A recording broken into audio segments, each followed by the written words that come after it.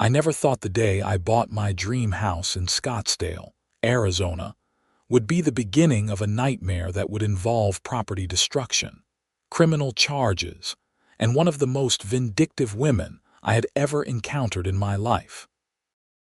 My name is David Zimmerman, and I had just closed on a beautiful Spanish-style home with terracotta tiles and a gorgeous front porch made from expensive sealed concrete with an intricate stamped pattern that mimicked natural stone. The porch alone had cost the previous owners $15,000 to install just 2 years prior, and it was one of the main selling points for me. The house was in the Sonoran Vista community, a neighborhood that prided itself on maintaining high property values and aesthetic standards. What I did not know when I signed those papers was that the homeowners association was run by a woman named Patricia, who had made it her personal mission to control every single aspect of life in our neighborhood. I moved in during late September when the Arizona heat was finally starting to break. The moving truck pulled up on a Saturday morning, and I was excited to start this new chapter of my life. I had just accepted a great job as a software engineer at a tech company in Phoenix, and at 32 years old, I finally felt like I was getting my life together. The house had 3 bedrooms, 2 bathrooms, and that stunning front porch where I imagined myself drinking coffee every morning while watching the sunrise over the desert landscape. The first sign of trouble came exactly 3 days after I moved in. I was unpacking boxes in my living room when I heard a sharp knock on my door. Opening it, I found a woman in her mid-50s with severely cut blonde hair that looked like she had specifically asked for the manager haircut. She wore pressed khaki capris despite the still warm weather and a polo shirt with the Sonoran Vista HOA logo embroidered on it. Her lips were pressed into a thin line, and she held a clipboard like it was a weapon. "David Zimmerman?" she asked, though it was clear she already knew who I was.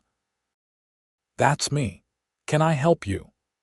"I'm Patricia Henderson, president of the Sonoran Vista Homeowners Association. I'm here to conduct your new resident inspection and review the community guidelines with you." I had not been expecting this, but I invited her in, figuring it was best to stay on good terms with the HOA. She walked through my house with an air of ownership that immediately put me on edge, making notes on her clipboard about things that had nothing to do with HOA rules. She commented on my furniture placement, suggested I needed better window treatments, and made a snide remark about the boxes still stacked in my garage. The HOA covenant states that garages must be kept neat and orderly with garage doors closed at all times unless actively entering or exiting, she said. "I just moved in 3 days ago," I replied, trying to keep my voice level. "The rules apply from day one, Mr. Zimmerman. There are no grace periods for new residents. In fact, we hold new residents to an even higher standard to ensure they understand the community expectations." She continued her inspection, moving to my backyard and then circling around to the front. When we reached the porch, she stopped and stared at it for a long moment. "This porch," she said slowly, "is not in compliance with the community aesthetic standards." I looked at her in confusion. "What do you mean? It's the same porch that was here when the previous owners lived here." "I have not changed anything. The previous owners had a waiver due to grandfather clause provisions. However, when a property changes hands, all waivers are void. This porch is too elaborate and draws excessive attention. Our community standards require uniform, modest front entrances." "This porch is part of why I bought the house," I said, feeling my frustration building. "It's beautiful and it's not harming anyone." Patricia's eyes narrowed. "The HOA board will be reviewing this matter. You'll receive official notice within the week. I suggest you start researching contractors who can replace it with something more appropriate." She left without another word, and I stood there on my $15,000 porch feeling like I had just been violated. I immediately went inside and pulled out the HOA documents I had received at closing. I spent the next several hours reading through every single page of the covenants, conditions, and restrictions. Nowhere did it say anything about porches being too elaborate. There were rules about maintaining properties, keeping yards neat and paint colors, but nothing that would make my porch non-compliant. The following Tuesday, I received a certified letter from the HOA. Inside was a notice of violation stating that my front porch was not in compliance with Section 4.7 of the Community Guidelines regarding excessive ornamentation and non-conforming architectural features. The letter demanded I remove or replace the porch within 90 days or face fines of $100 per day until compliance was achieved. I was furious. I immediately called the number listed on the letter and got Patricia's voicemail. I left a message requesting a meeting to discuss the issue. She called me back 2 days later, and her tone made it clear she was enjoying this. "Mr. Zimmerman, the board has reviewed your porch situation, and we stand by our decision. The porch must go." I've read the entire HOA document, and Section 4.7 says nothing about porches. It is about external decorations like statues and fountains. That's your interpretation. The board interprets it to include permanent architectural features.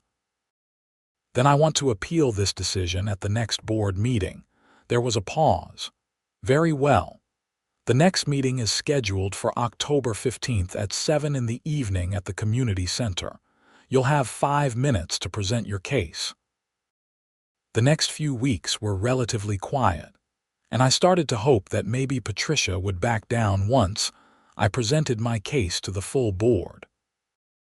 I spent time preparing a presentation with photos of my porch compared to other homes in the neighborhood, copies of the HOA documents with highlighted sections, and a letter from the previous owners stating that they had never needed a waiver because the porch was always compliant. During this time, I also decided to install security cameras around my property. It was not specifically because of Patricia, but more because I had invested a lot into this house and wanted to protect it. I installed a comprehensive system with 4 cameras covering all angles of my property, including one with a perfect view of my front porch and walkway. The cameras were high definition, had night vision, and recorded continuously to a cloud storage system. I also set them up to send alerts to my phone whenever motion was detected. October 15th arrived, and I drove to the community center with my folder of evidence and a determination to shut down this ridiculous porch vendetta. The community center was a modest building with a meeting room that had about 30 chairs set up facing a long table where the board members sat. Patricia was in the center, flanked by 4 other board members.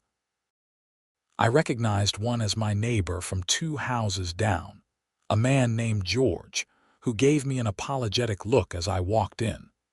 There were maybe 10 other residents in attendance, most of them looking bored like they were only there because they had their own issues to deal with. When it came time for my appeal, Patricia announced my name with barely concealed contempt. I stood up and walked to the front, organizing my papers on the podium that had been set up.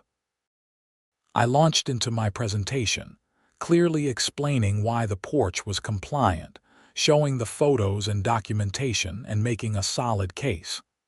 Several of the board members looked convinced, and I felt good about my chances. Then Patricia spoke.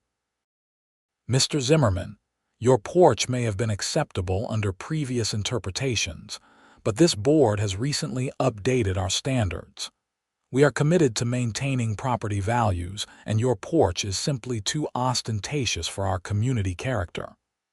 "Ostentatious," I repeated. "It's a stamped concrete porch. It's tasteful and high quality. That's your opinion. This board disagrees. The violation stands. You have 72 days remaining to achieve compliance. I'd like the other board members to vote on this, I said, looking at the 4 other people at the table. George cleared his throat. I actually think David has a point. I have not seen anything in our governing documents that would make his porch non-compliant. Another board member, a woman in her 60s named Susan, nodded. I agree. I think we might be overstepping here. Patricia's face turned red. As HOA president, I have the authority to make interpretations of our governing documents. If the board wants to override my decision, you will need a unanimous vote of the other 4 members. The other 2 board members stayed silent, avoiding eye contact.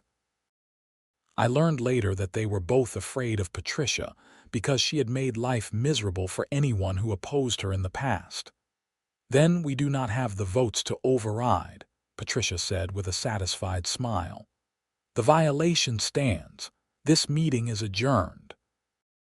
I left the community center feeling defeated and angry. 72 days to remove a $15,000 porch that was perfectly fine, or start accruing $100 per day fines. I could not afford either option. That night, I contacted a real estate attorney who specialized in HOA disputes. His name was Marcus, and after I explained the situation and sent him all my documentation, he agreed to take the case. This is a clear overreach, Marcus said during our first meeting. HOA boards have authority, but they cannot arbitrarily apply rules that don't exist in the governing documents.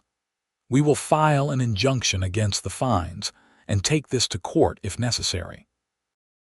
I felt relieved to have professional help, but I also knew this was going to be a long, expensive battle.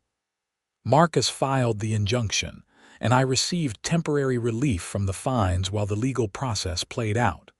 This, of course, made Patricia even angrier. The harassment started small. I would get notices about my trash cans being visible from the street for more than 12 hours after collection day, even though I always brought them in promptly.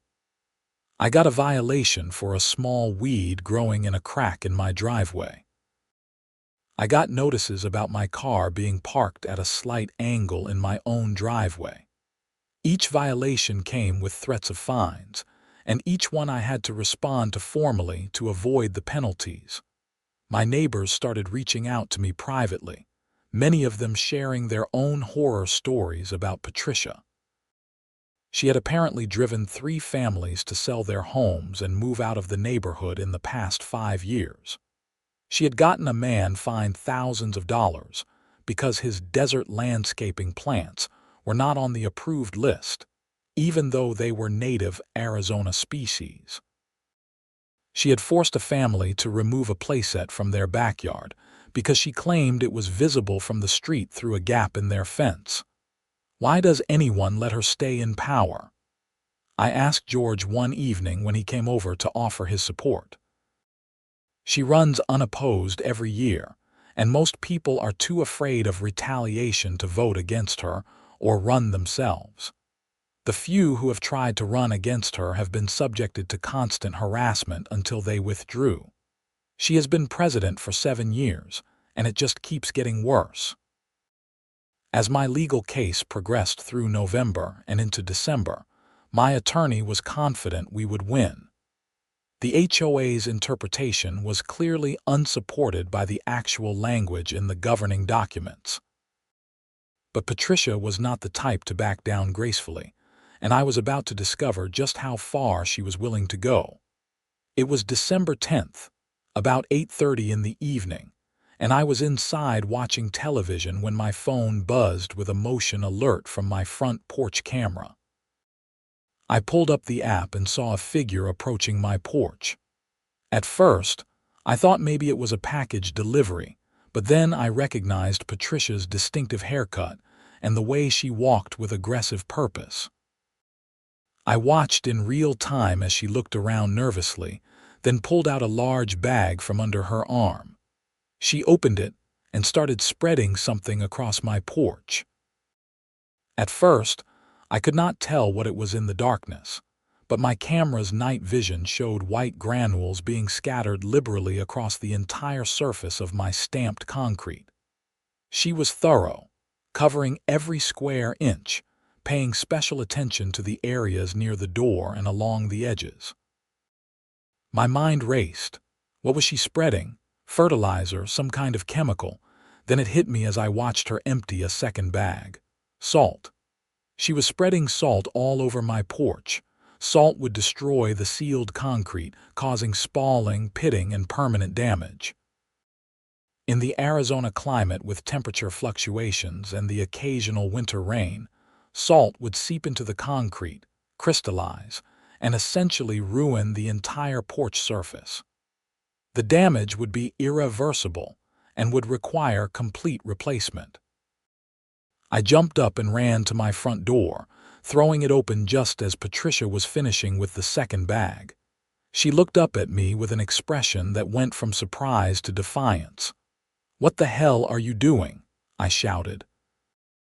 "I'm treating your porch," she said calmly, actually calmly, like this was a completely normal thing to do. "That's salt. You are destroying my property. I'm accelerating the deterioration process, so you will be forced to replace this monstrosity sooner rather than later. You should be thanking me for helping you achieve compliance." I could not believe what I was hearing. She was not even trying to hide what she was doing or why. "Get off my property right now, or I am calling the police." "You won't call the police. This is an HOA matter, and we handle things internally. This is criminal property damage, Patricia. This has nothing to do with the HOA." She dropped the empty bags on my porch and brushed off her hands. "Good luck proving it. Your porch is going to be destroyed within a few weeks, and you will have no choice but to replace it. Maybe next time you will just follow the rules." She walked away, and I stood there shaking with anger. But then I remembered my cameras. I had the entire thing on video. I immediately went inside and downloaded the footage to my computer and backed it up to 3 different locations. The video was crystal clear, showing Patricia's face, her actions, and the bags of salt. It also had audio of our entire confrontation at the end. I called the police non-emergency line and explained what had happened. They sent an officer out within 30 minutes. The officer, whose name was Rodriguez, took my statement and reviewed the camera footage on my phone. His expression grew serious as he watched. "That's pretty clear-cut vandalism and property destruction," Officer Rodriguez said. "Given that this involves your HOA president, this could also involve additional charges related to abuse of authority. I will need copies of this footage for evidence." I provided him with multiple copies on a USB drive, and he took photos of my porch with the salt still covering it. He advised me not to clean it up yet, as they might need additional evidence. He said a detective would follow up with me within a few days to discuss pressing charges. After Officer Rodriguez left, I called Marcus, my attorney, even though it was late. He answered and listened to my story with growing astonishment. "This is beyond HOA overreach," Marcus said. "This is straight-up criminal behavior. Make sure you keep all copies of that footage safe. This changes everything about your case. Not only will you win the injunction against the fines, but you now have grounds for a civil lawsuit against Patricia personally and possibly against the HOA for failing to properly supervise her actions." "What about the damage to my porch?" I asked, looking out at the salt still covering the surface. "Document everything. Get quotes from concrete contractors about repair costs. Take photos every day showing the progression of any damage, and do not clean that salt off until the police tell you it is okay. That's evidence." I spent a sleepless night worrying about my porch and wondering if Patricia had finally gone too far. The next morning, I took detailed photos in the daylight and called 3 concrete contractors to come give me assessments. All 3 told me the same thing. The salt needed to be removed immediately to prevent further damage, but some damage had likely already occurred. Once I got clearance from the police later that day, I carefully swept up and hosed down the porch, but I could already see some discoloration in places where the salt had been most concentrated. 2 days later, Detective Sarah Mills contacted me and asked me to come to the police station to give a formal statement. I brought all my documentation, including the camera footage, photos of the damage and contractor estimates.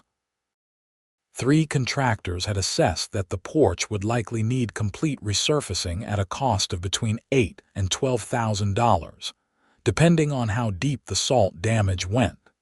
Detective Mills was a sharp woman in her early 40s who clearly took property crimes seriously.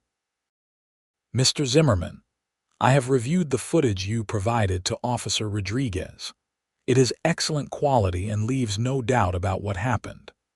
I have also pulled Patricia Henderson's record, and this is not her first incident, though previous complaints were withdrawn before charges were filed. I believe people were intimidated into dropping the cases. So, what happens now?" I asked. "I will be presenting this case to the district attorney.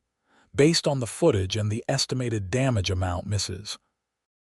Henderson will likely be charged with criminal property damage, which in Arizona for damage over $5,000 is a Class 5 felony. She could also face additional charges related to abuse of her position as HOA president. The DA will make the final call. A felony." I had not expected it to be that serious. "The damage to your porch is estimated at $8,000 to $12,000. That crosses the threshold from misdemeanor to felony property damage. Plus, the fact that she did this in her capacity as HOA president, using that position to target you, makes it worse. The DA takes these cases seriously because HOAs have significant power over people's homes and lives." I left the police station feeling a mix of vindication and anxiety. This had escalated so far beyond what I had imagined when I first bought the house. All I had wanted was to live peacefully in my new home with my nice porch. Word spread quickly through the neighborhood about what Patricia had done. My doorbell camera captured several neighbors walking by to look at my porch, and many of them reached out to offer support. George from the HOA board came over with his wife to apologize for not standing up to Patricia more forcefully at the board meeting. "I feel partially responsible for this," George said. "I should have pushed harder to override her decision. If I had, maybe she would not have felt so empowered to do something this extreme." "This is not your fault," I told him. "Patricia made her own choices. Still, the board needs to do something. I have been talking to the other members, and we are calling an emergency meeting to discuss removing her as president." That emergency meeting happened 3 days later. I was invited to attend and present the camera footage to the full board. All 5 board members were present, along with about 20 homeowners who had heard about the meeting and wanted to witness Patricia's downfall. Patricia arrived looking defiant. Dressed in a business suit like this was a corporate board meeting rather than a neighborhood HOA gathering. When the meeting was called to order, George, acting as vice president, took the lead. "We are here tonight to address a serious matter involving our HOA president, Patricia Henderson. Mr. Zimmerman, would you please present the evidence?" I connected my laptop to the projector and played the footage. The room was silent as everyone watched Patricia approach my porch, look around nervously, and then systematically spread salt across the entire surface. When the audio played of our confrontation, Several people gasped at her blatant admission of what she was doing and why. When the video ended, George spoke. "Patricia, do you deny that this is you in the video?" "I do not deny it," Patricia said, her voice tight. "I was acting in the best interests of the community. Mr. Zimmerman's porch is non-compliant, and he has been fighting us at every turn with expensive lawyers and frivolous lawsuits. I took action to resolve the situation." "You destroyed his property," Susan, the other board member who had supported me, said incredulously. "That's not resolving anything. That's a crime." "It was necessary," Patricia insisted. "This community needs strong leadership, and sometimes that means making hard decisions that others are too weak to make." The room erupted in angry voices. Neighbors who had been quiet for years suddenly found their courage and started sharing their own stories of Patricia's abuse of power. One woman talked about how Patricia had forced her to cut down a tree that had been in her yard for 20 years. A man described how Patricia had filed dozens of violations against him until he had a breakdown and almost lost his job from the stress. Another family explained how Patricia had them fined for having guests park on the street during their daughter's birthday party. George had to call for order multiple times. Finally, he proposed a vote to immediately remove Patricia as president and as a member of the board entirely. The vote was 4-0, with Patricia abstaining and glaring at her former colleagues. "This board has no authority to remove me," Patricia said. "I was elected by the homeowners, and only the homeowners can remove me." "Actually," George said, pulling out the HOA bylaws, Section 8.3 states that board members can be removed by a majority vote of the remaining board members for cause, including conduct that brings disrepute to the community or violates fiduciary duties. "You have been charged with a felony related to your actions as HOA president. That's more than enough cause." Patricia stood up, her face red with fury. "You will all regret this. I have done more for this community than any of you combined. I kept property values high. I maintained standards.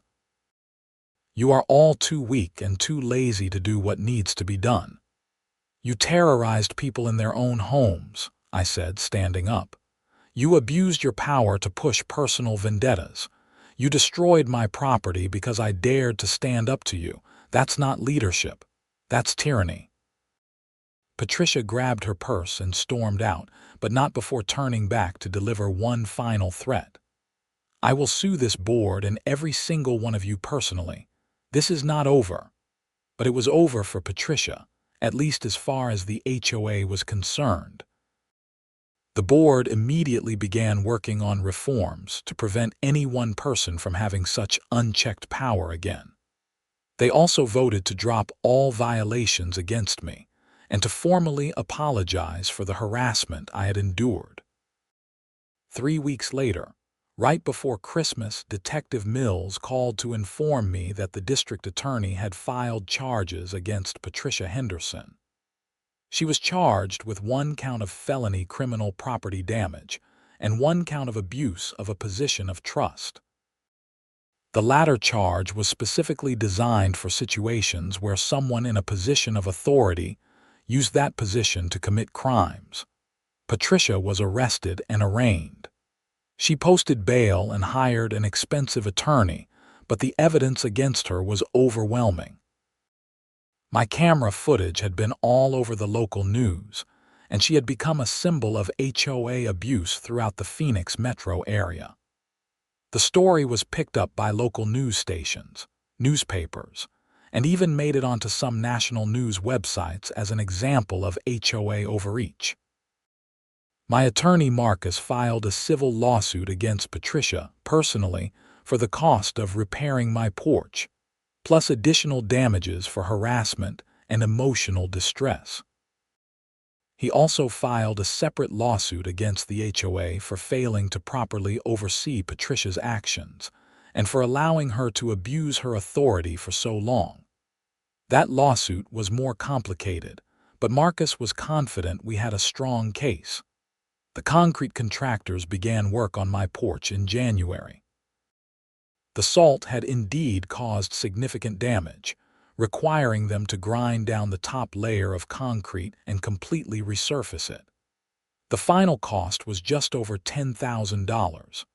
I paid it up front with the understanding that I would be reimbursed through the civil lawsuit. Patricia's criminal trial was set for April, but her attorney tried to negotiate a plea deal. The DA was not interested in being lenient. The case was too high profile and there was too much evidence. Patricia eventually pleaded guilty to the felony property damage charge in exchange for the abuse of trust charge being dropped. She was sentenced to 18 months of probation, ordered to pay full restitution for my porch repair, and was permanently banned from serving on any HOA board in Arizona. The civil lawsuit against Patricia was settled out of court. Her homeowner's insurance covered most of the damages, though her premiums would likely be astronomical going forward. I received the full cost of my porch repair, plus an additional $15,000 for my legal fees and emotional distress. The lawsuit against the HOA itself took longer to resolve, but eventually, the board agreed to a settlement that included implementing new oversight procedures, mandatory training for all board members on proper governance and legal boundaries, and a fund to compensate other homeowners who had been unfairly fined or harassed under Patricia's leadership. Several families who had been driven to sell their homes came forward with their own claims. By the time summer rolled around, my life had finally returned to some sense of normalcy. My porch was beautifully repaired, looking even better than before. The new HOA board was reasonable and followed the actual governing documents rather than making up arbitrary interpretations. George had been elected as the new president, and he ran the board with fairness and common sense. I ran into Patricia once more, about 6 months after the trial at a grocery store in Scottsdale. She was in the produce section, and we made eye contact across the aisle of vegetables. She looked older, more worn down. For a moment, I thought she might say something, maybe even apologize, but instead she just turned away and hurried in the opposite direction. Several of my neighbors told me that Patricia and her husband had put their house up for sale. The irony was not lost on anyone that she was being driven out of the community, just like she had driven out so many others. I heard through the neighborhood gossip that she was struggling to find a buyer because everyone in Scottsdale knew who she was after all the news coverage. The experience changed how I viewed homeowners associations. I became active in our HOA, attending every meeting and making sure that the reforms actually stuck. I did not want anyone else to go through what I went through. I also became an advocate for HOA reform legislation in Arizona, testifying before a state legislative committee about the need for better oversight and protections for homeowners. The best part of the whole ordeal, if there was such a thing, was the sense of community that developed among my neighbors. People who had been living in fear of Patricia for years suddenly felt free to actually enjoy their homes. Block parties started happening. People were friendlier. The neighborhood began to feel like an actual community rather than a prison camp run by an authoritarian warden. My porch, the same porch that had started this entire nightmare, became something of a neighborhood landmark. People would walk by just to look at it, and new residents would hear the story of how one woman's vindictive attack on it had led to her downfall. Some neighbors jokingly called it the porch that took down a tyrant. I sometimes sat on that porch in the evenings, drinking coffee or beer depending on the time of day, and reflected on how quickly my dream home had become a nightmare and then, eventually, a dream again. The whole experience had taught me valuable lessons about standing up to bullies, about the importance of documentation and evidence, and about the power of community when people finally decided they had had enough. The camera system I had installed to protect my property ended up being the key to everything.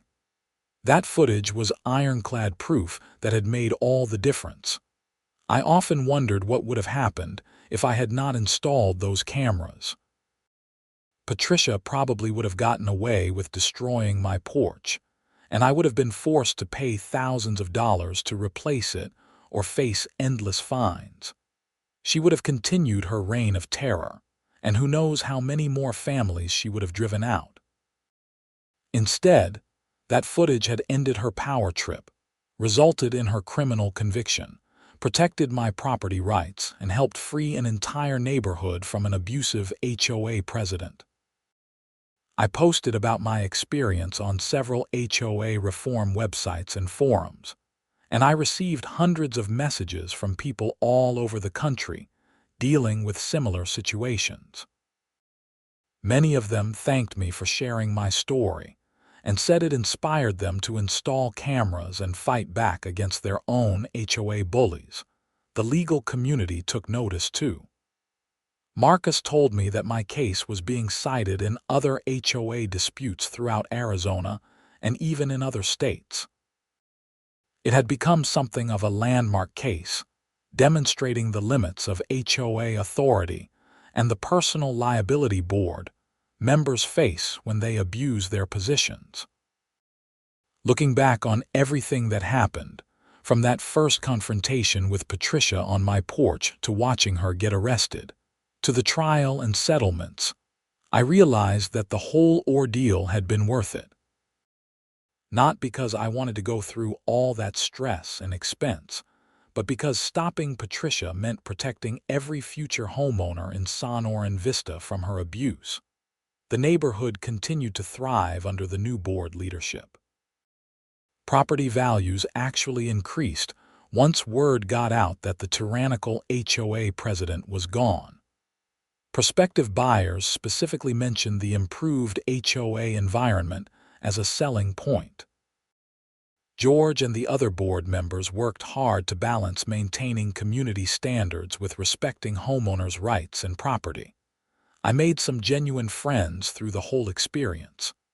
George and I became close, often meeting up for drinks and complaining about work and life in general. Susan from the board became friends with a woman I had started dating, Rachel Foster, and the four of us would have dinner parties and game nights. Rachel had heard about the porch incident and found the whole story both horrifying and hilarious. She appreciated that I had stood up for myself rather than backing down. The other homeowners who had suffered under Patricia's rule also became part of my extended circle. We had a shared experience that bonded us together. There was something powerful about going through that kind of challenge and coming out the other side stronger. We looked out for each other and made sure the HOA stayed on track. As the one-year anniversary of the salt incident approached, George suggested we have a neighborhood celebration. He was half joking, but the idea caught on. We organized a community gathering in December, and about 50 people showed up. Someone made a cake with a picture of my porch printed on it in frosting. There were speeches about community, about standing up against abuse of power, and about the importance of neighbors supporting each other. I gave a short speech thanking everyone for their support during those difficult months, and emphasizing that the real victory was not my porch being repaired, or Patricia being convicted, but the community coming together and reclaiming their neighborhood. People applauded, and I felt genuinely emotional about how something so negative had ultimately created something positive. Of course, life was not perfect. There were still occasional disputes and disagreements within the HOA about various issues. But they were handled with discussion, compromise, and respect for the governing documents. No one person had unchecked power, and homeowners felt comfortable voicing their concerns without fear of retaliation, my career continued to flourish.